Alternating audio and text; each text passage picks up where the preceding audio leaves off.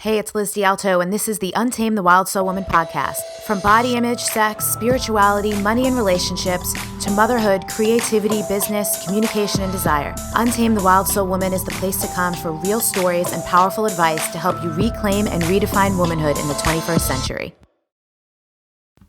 Real quick, my wild and untamed listeners, before we get into today's show, if you are listening in real time, the week of February 15th, 2016, I have a free workshop coming up tomorrow night, which is the 16th. It's going to be live at 5:30 p.m. Pacific time. And if you're not catching this in real time, but you're still getting in before the 19th of February, 2016, the replay will be available through 11:59 p.m. Pacific time on Friday, February 19th. What is this workshop about?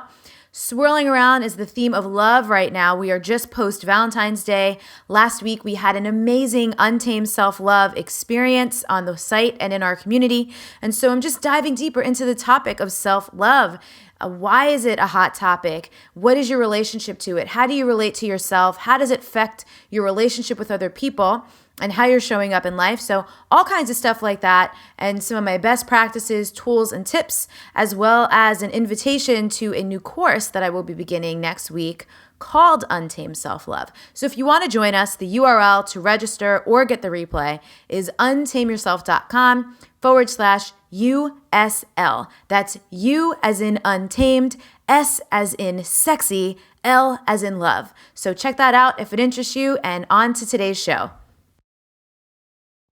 Elizabeth D'Alto here, your host for the Untame the Wild Soul Woman podcast.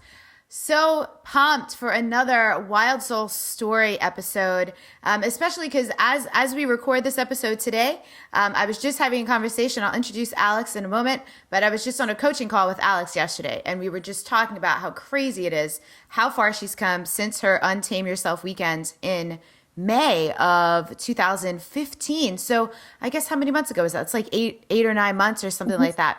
So this is Alex Fiorillo. She lives in Denver, but she is a world traveling owner of a company called Grid Impact, which is a company that works with creating products and services for people in poverty.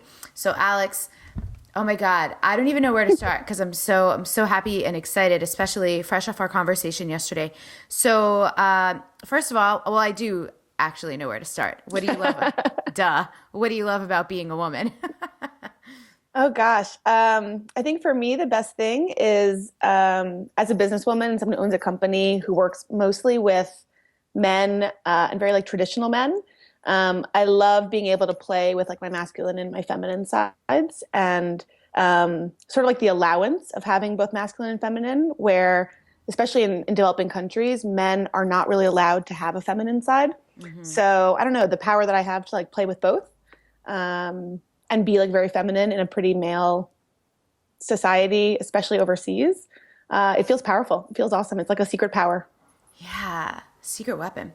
So do you remember, because I don't, because it was a long time ago, do you remember why you came to your Untame Yourself weekend?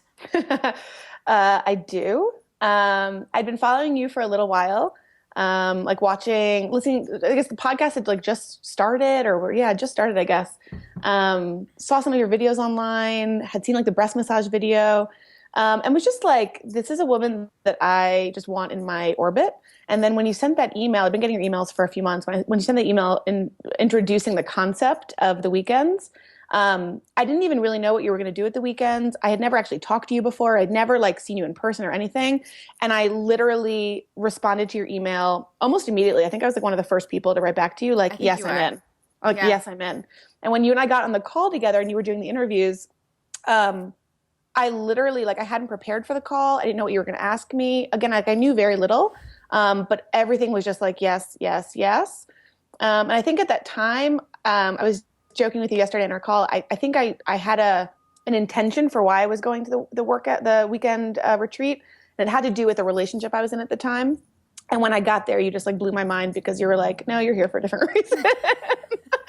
And I don't know, everything was just like yes about you the second I found you online. Like, yes, yes, yes. Well, and as much as I love to hear that about me, I love the reflection of the experience, because you know how I roll. I feel like I'm just like, I'm the mirror. vehicle that gets to steward the Untame Yourself, the Wild Soul Movement stuff.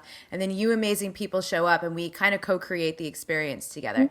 So we were laughing about that yesterday. And this is something I'm excited to talk to you about because you're a person who has done a good amount of personal development work already. Super into yoga, into the books. You're wearing your, I know you do your desire maps, you have your desire map mala.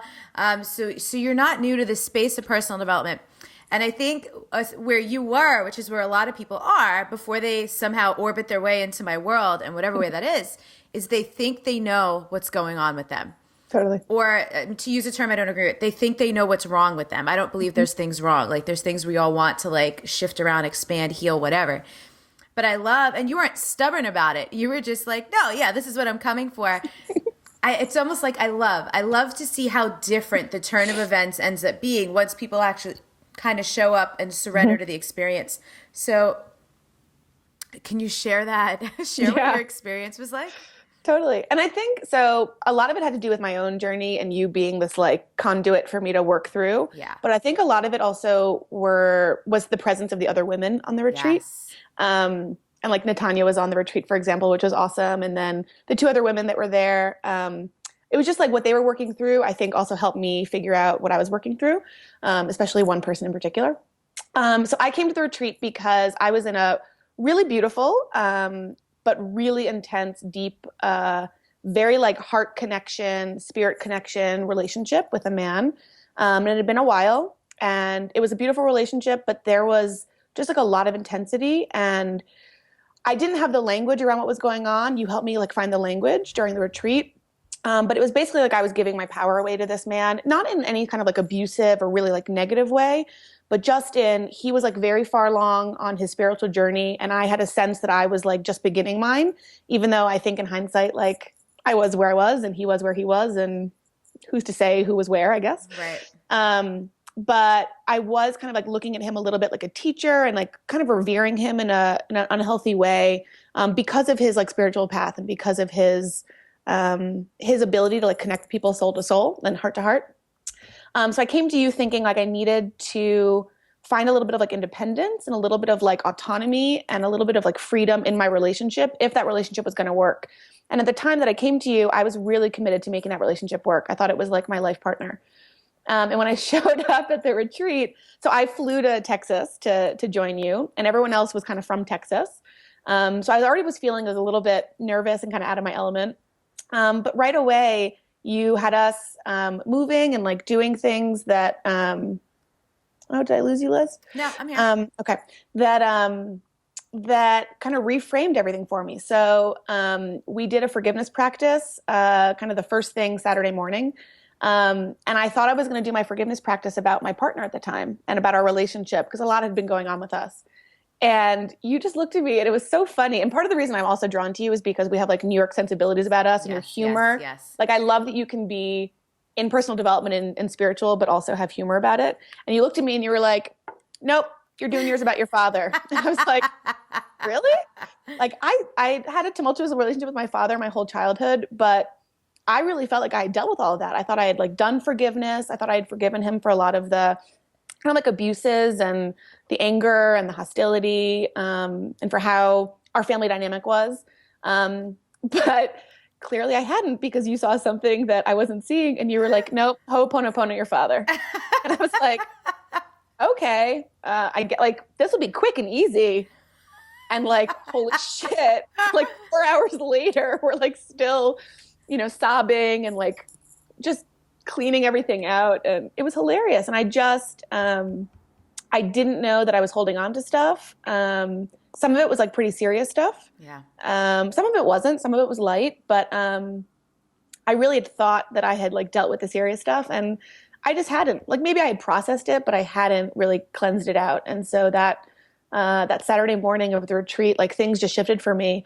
And I think one lesson is that focusing on that relationship with my family, with my parents, especially my father, ended up actually having like positive influences on my relationship with my partner at the time. But it was like an indirect path to that, even though I thought I was going to be honing in and like focusing on that. So it was super interesting. Yeah. And You've just done so much since. So for people listening, Alex, she came to the retreat, but then we've also been working together on an ongoing basis, just touching base every other week for, again, I guess 8 or 9 months, however long it's been so far. Pretty much just like quick, easy check-in calls. So what's different for you? What you handle, the way you maneuver life. So if you don't mind sharing what we talked about yesterday, you were recently in another relationship and the way you handled that and saw things. I was just like so impressed. I was so proud of you. So if you want to talk about that, great. If you don't want to, you can go in another direction, but you handle life quite differently now. Can you talk about it? I do. I'm happy to share it all. So first, I want to say I think it's hilarious that you described the calls as like quick and easy because they are quick, they are very efficient, and they are easy, right? They do flow, but they are like so much more important than those words make it sound. So I just want to like It's true. And you know what? This is a good point for me to always remember. And this comes up for me a lot around doing the work that I do in the world. I know I'm doing the right work because to me it does feel quick and easy. Yeah, totally. But the impact and like what's happening on your guys' ends of things is not quick and easy. No, it's big. It's big. So thank you. Thank you for calling me out there. That was good. So the relationship that I was in when I met you at the retreat, that ended actually about 2 months after the retreat. It ended pretty quickly because, yeah, I just knew after the retreat I had done some forgiveness work with you. You actually helped coach me through the termination of that relationship. We are now great friends and there's a lot of love there. And I don't think I could have left that relationship with as much love had I not done some of the forgiveness practice work with you. And really seen that I needed to like take my power back in like a gentle, compassionate, sort of feminine way, but really like take my power back. And then a few months later, another man came into my life. His name is Michael. And almost instantly, we thought it was like forever partnership. Beautiful spiritual connection and heart connection, but also like really light and fun. And so things moved very quickly. And I had this realization, we talked about it around the holidays.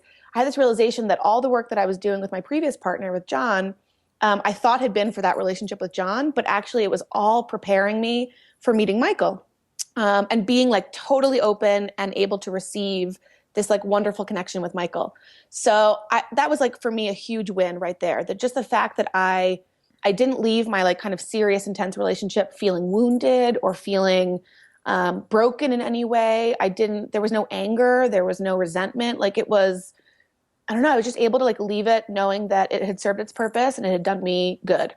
And then when Michael came around, I was just like, so open, just like so ready for it. And like, you know, we've done a lot of talking in our sessions around like abundance and just like receiving what the world is able to offer you. And when Michael showed up, like I was just ready to receive this man. Like I'm going to love the shit out of this man and I'm going to receive everything he can give me. And so it was beautiful. It was really beautiful. And it was so easy. And it was so, you know, we talk about ease and flow and it was all those things.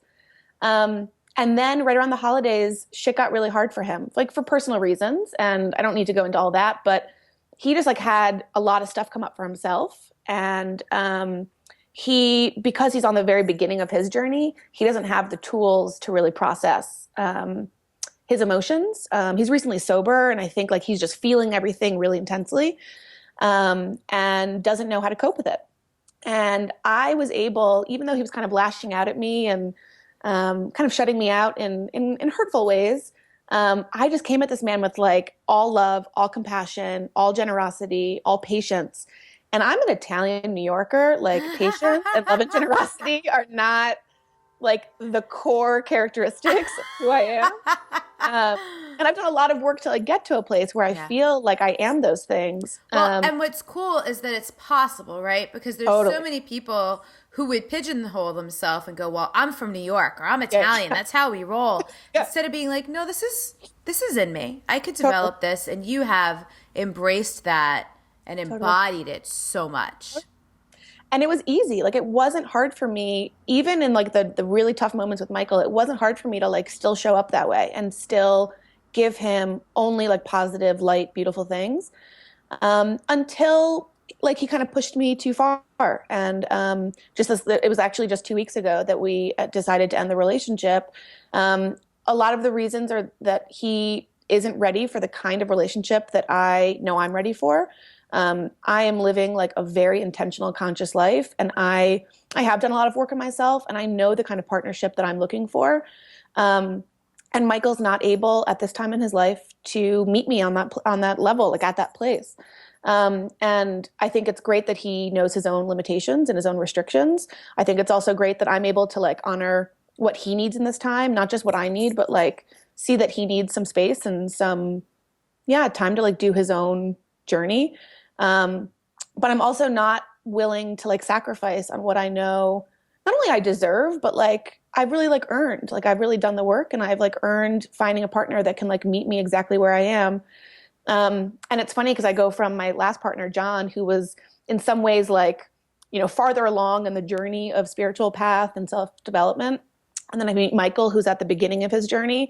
It's really like wonderful to, I don't know, have those two experiences of kind of the two extremes, but also know that like everyone's where they're supposed to be. And I know where I am and where I'm supposed to be. And it's just about finding someone who, yeah, who can like meet me at the same place and hopefully move forward with me. Yeah. So I don't know.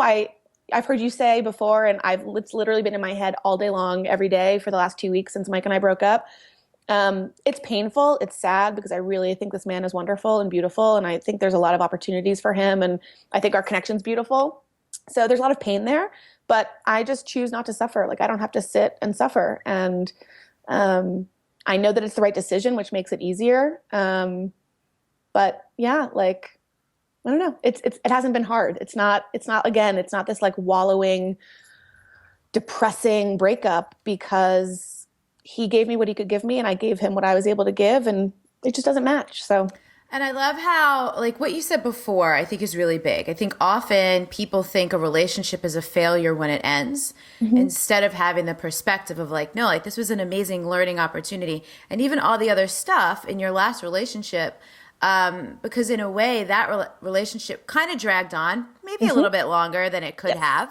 Months and months, yes. We were being kind. And but this time you're able to go, I see it, and no, I'm not going to do that again. So it's almost like that saying, like, fool me once, shame on you. Fool me twice. And Totally. and it's cool to see how you integrated the learnings and the lessons from that last experience and brought them to the new one.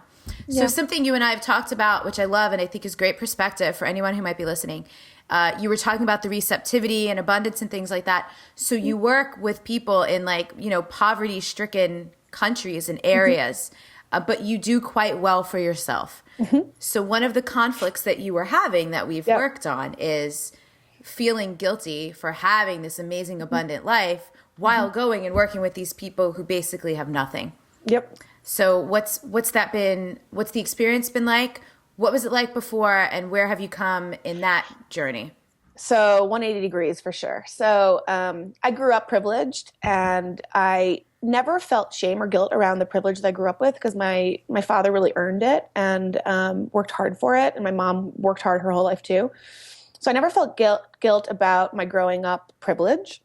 But when in college, I started working in developing countries, and I have lived in developing countries, and it's all I've ever done is try and design products and services that work for people living in poverty.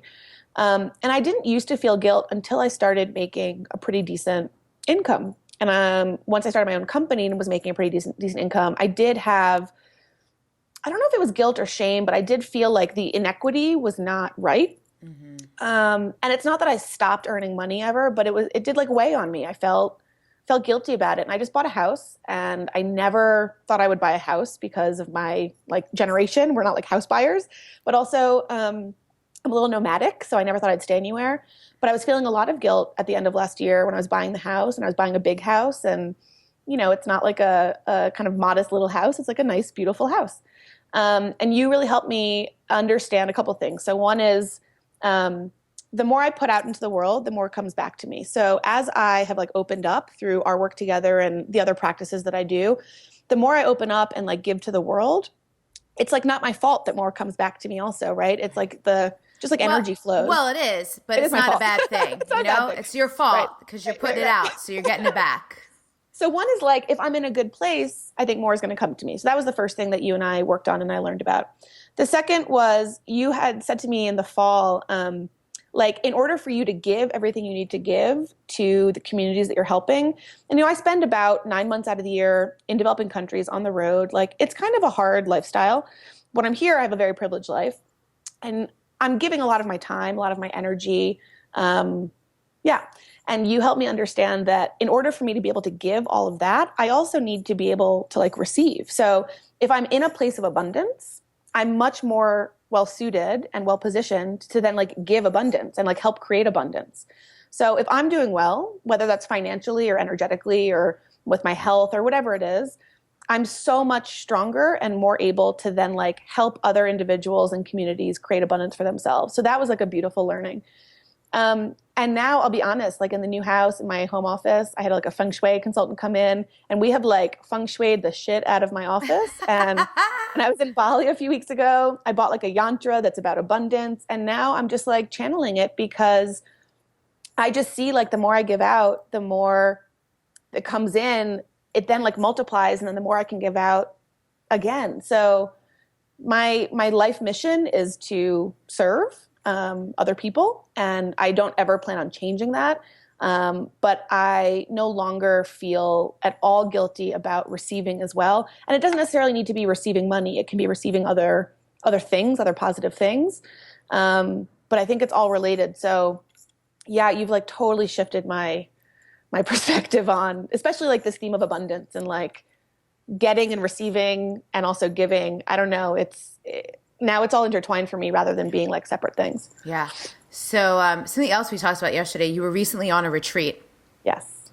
And this comes up in various contexts all the time, but often when we're on the spiritual path, doing our personal development work, whatever it is, we get really attached to like the breakthroughs, to those big moments, to sobbing, and we think if that's not happening, that it's not working or it's not good.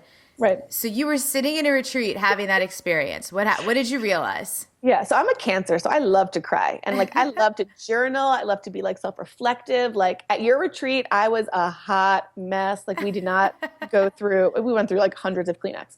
So I love like doing the work. I love like being in like the heavy shit and doing the work. And I'm on this retreat in Bali with a bunch of very like personal development focused individuals, some spiritual, others just like really into like personal development, self-development.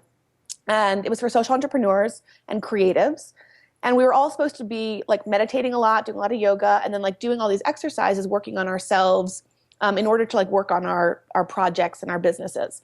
So it was like exactly the right retreat for me, right? Like here I am, I'm doing the work. And I'm looking around, it's about a group of 15 on the second, third day. And I was just like not feeling anything.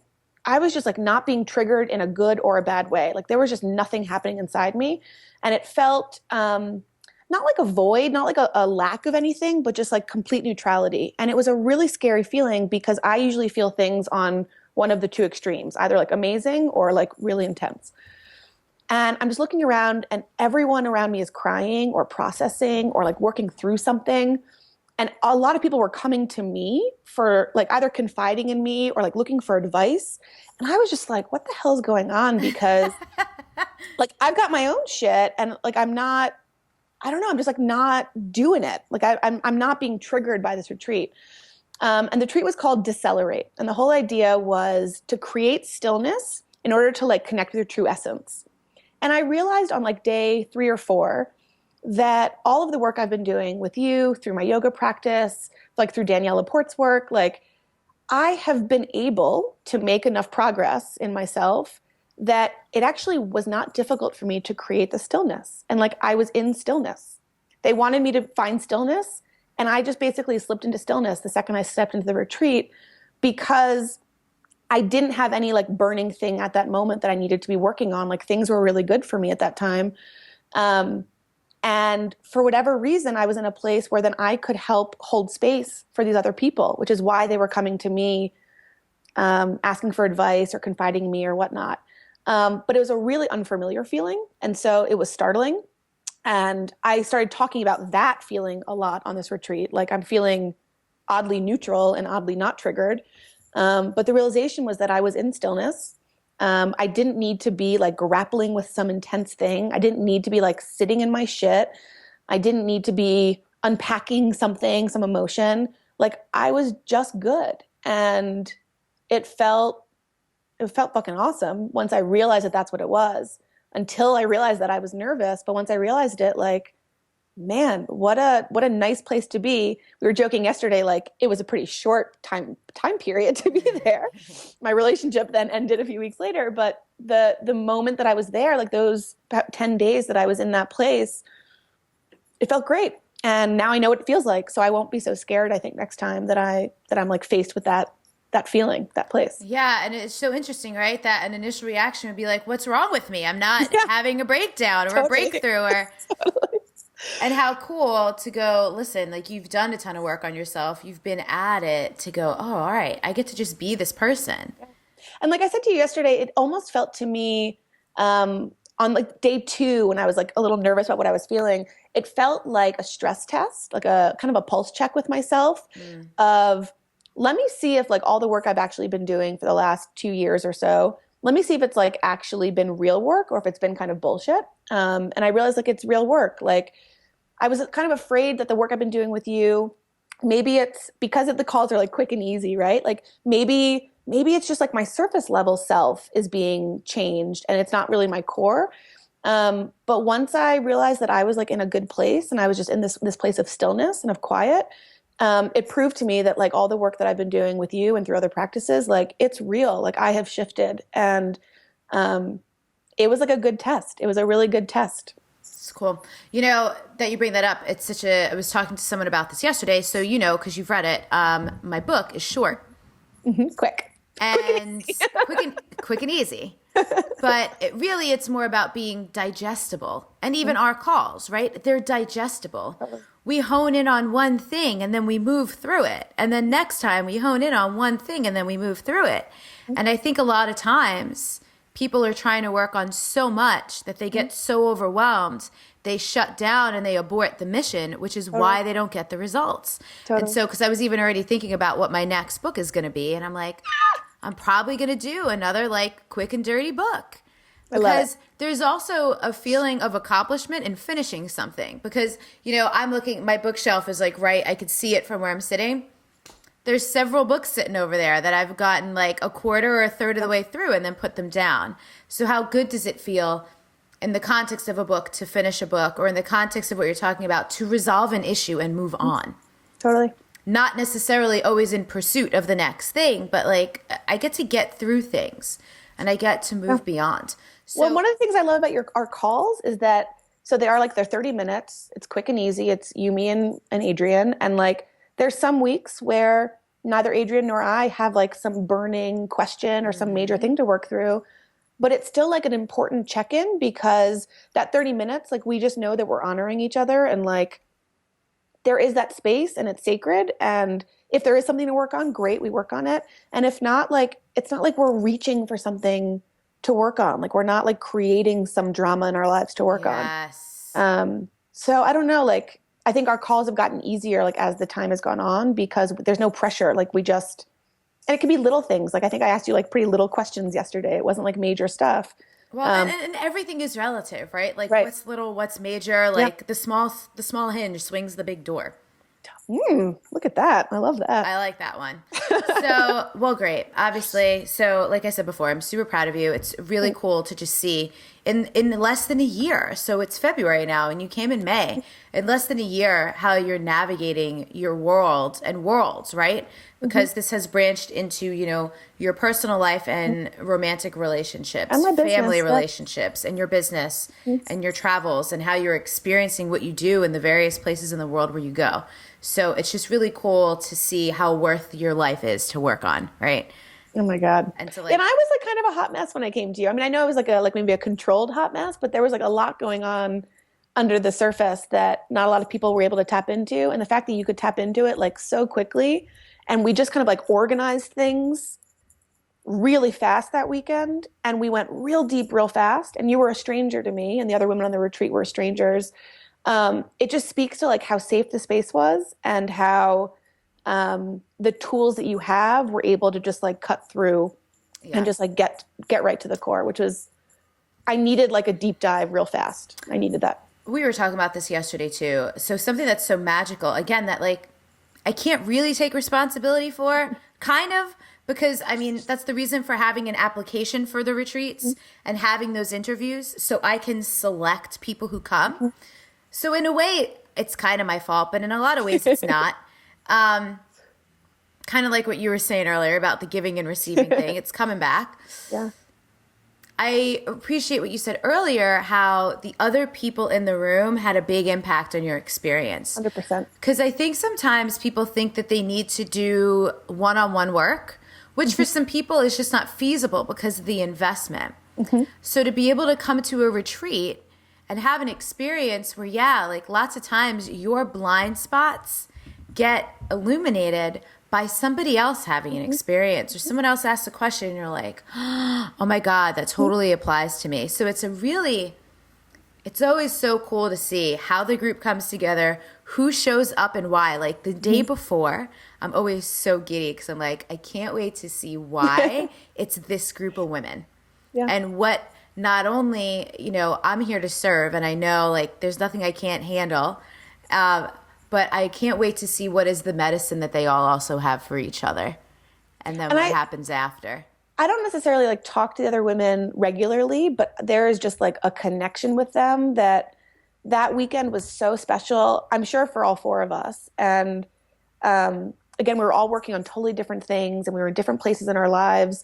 But like when one of those women has a success and I see it on Instagram or on Facebook, like I feel that success like so deeply in myself because I feel so connected. And when one of them's having like some sort of a pain or difficulty, like I feel that so deeply. And I think like the feeling is reciprocated because yeah, like it was all different shit, but it was all just like so honest and so raw. And again, like I didn't know that I had to work on my family stuff until you highlighted that for me. And then another woman who was working on her family stuff, there was like a lot of like building on each other's family stuff that, I just didn't expect. I just did not know that was going to come from that weekend at all. And then seeing how it like bleeds over into other parts of my life, surprisingly my business, which I always thought that I separated everything really well, but it's all just so intertwined that if you do a lot of work in one area, like it's impossible for it not to influence other areas as well, which is amazing. It's cool. So is there anything I didn't ask you or anything? I mean, I know you listen to the podcast, so anything that you want to share that I didn't ask that you just feel super proud of, that you want to celebrate, or that you just would want people to know if someone is out there having any kind of issue or struggle or, whatever's going on in their life that may or may not be similar to what you've experienced? So I think my biggest shift, and I mentioned this earlier, I think it's really important to repeat because every time you say it or you say something around it, it just like hits me. Shit can be really hard. And like the year before I came to you, I probably had like my darkest year, like my like deepest, darkest time. And I knew that there was going to be a way out, but I didn't know what that path looked like. And I started doing a little work like with Danielle on like feeling better. And then I got to you. And it wasn't until you worked through some stuff with me and some of the language you use around it that really got me to a better place, which was shit can be really hard. It can be really painful. And it's okay to like feel that pain and like feel the shit. And like, if you need to be in it for a little while, you're allowed to be in it. But you actually can find ways if you do the work to not like, the words you use are like suffer, not like wallow, not, I don't know, feeling the pain is just so different than like suffering through the pain. And once I got clarity around that and I started to like practice what that looks like, everything has shifted. So like the most difficult shit that I go through now, of which there hasn't been a lot in the past year, like it's been a pretty good year, but even the hardest stuff, like it's painful and it's difficult and, there's struggles and, I'll like frantically text you and say like, Elizabeth, what do I do in this moment? But I'm just not feeling like dejected or I'm not feeling like hopeless. I'm not feeling, it just can't rattle me as much as it used to. And I think just knowing that control is possible to get over yourself and your emotions and your experience, that's been like really life-changing for me. Cool. Yeah. Oh, so fun. Thank you so much. Thank you. And congratulations on your life. You're doing great. Thanks. I'm pretty happy. So for anyone listening, if you have any interest in attending an Untame Yourself weekend retreat, Do it. Thank you. The next one coming up is, well, depending on when you're listening to this, we have one coming up April 29th to May 1st, 2016, here in San Diego. So if you would like to apply for that, go to untameyourself.com/weekend-retreat. And if you're someone who needs more information or wants to know the details, that is literally just not something I provide before you fill out an application and we get on the phone together, because it is like we were talking about. It's a specific process of The mystery is the magic, I gotta say. and it's not even about being mysterious. It's about connecting first, to be quite honest, because there's a lot of people who won't ask you any questions. They'll just take your money and then you show up to an experience that is not well suited for you. And that's just not how I roll. I want it to be super well suited for everyone. So, Miss Alex, thank you again. Thank you, Elizabeth. Everyone listening, thank you for being here with us, and we will see you later. Bye.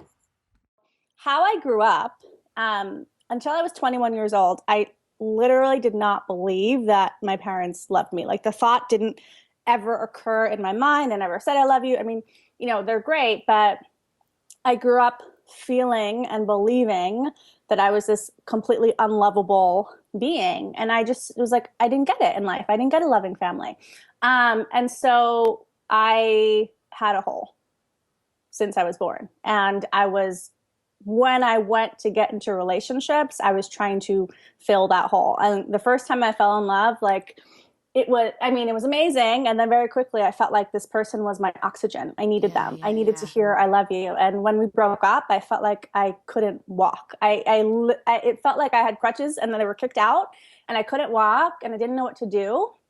And then that followed with years of desperation in dating. And I was a crazy person in love. Like, I couldn't sleep if I didn't get a text back from a guy I didn't like. I couldn't be present. It was like, even if I was with friends, my thought the whole time was on the phone. Is the guy texting? What's happening? And it was like so crazy making. And one day I had enough and I was like, this sucks. And I don't love myself. And I said, I'm going to be that woman.